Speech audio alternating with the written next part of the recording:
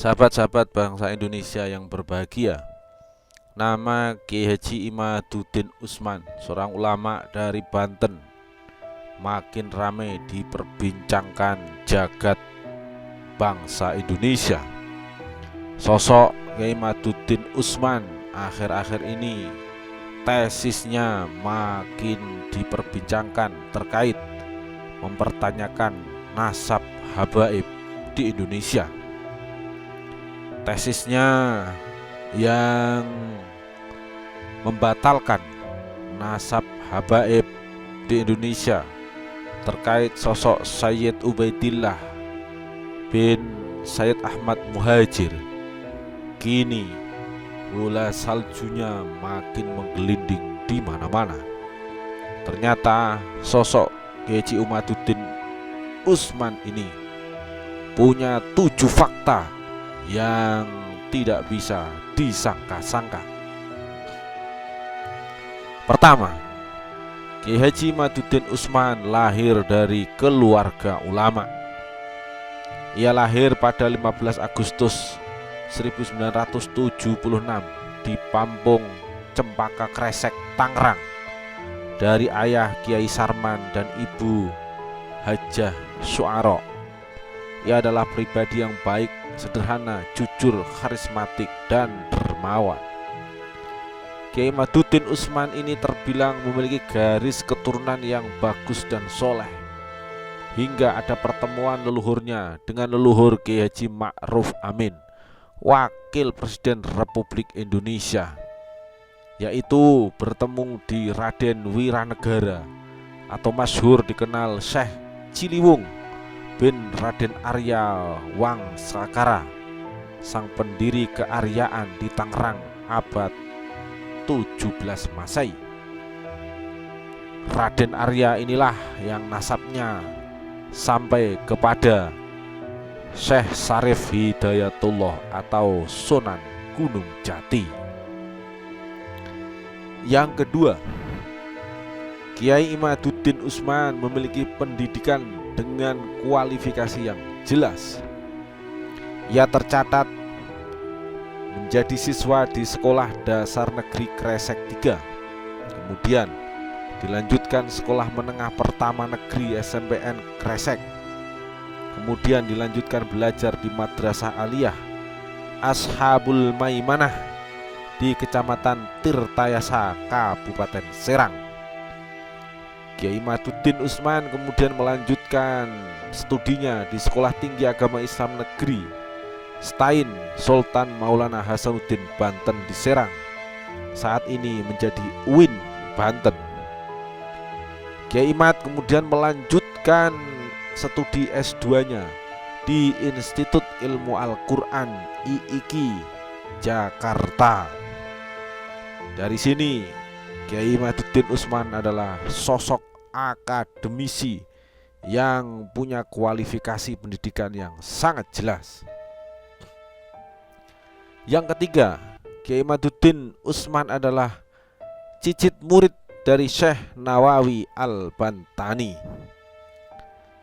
Ia memperoleh ilmu dari ulama yang utama di zamannya, yakni Kiai Syanwani bin Abdul Aziz, dari Kiai Sanja bin Kasmin, dari Kiai Mufti Asnawi, dari Kiai Haji TB Hasuri bin Thohir, dari Kiai Haji Muhammad Demyati bin Amin atau Mbah Tim, dari Kiai Haji Bustomi bin Jasuta, dari Kiai Haji Rafiuddin, dari Kiai Haji Rusdi, semuanya dari Banten, dan dari Kiai Haji Hasan Basri Karawang, Jawa Barat, dari Kiai Haji Solahuddin Kaliwungu, dan dari Syekh Muhammad bin Ibrahim bin Abdul Ba'ith Al-Kattani Al-Iskandari, Mesir.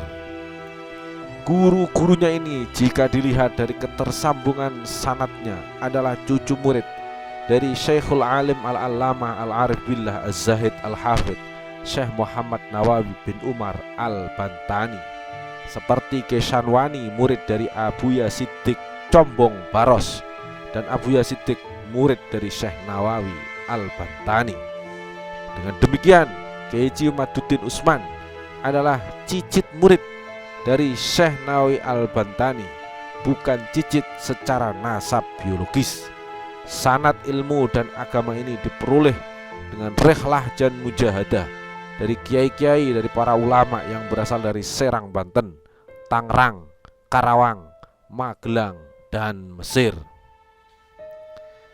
Yang keempat, Kiai Imaduddin Utsman belajar mengaji di berbagai pesantren yang mempunyai sanad ilmu yang tinggi.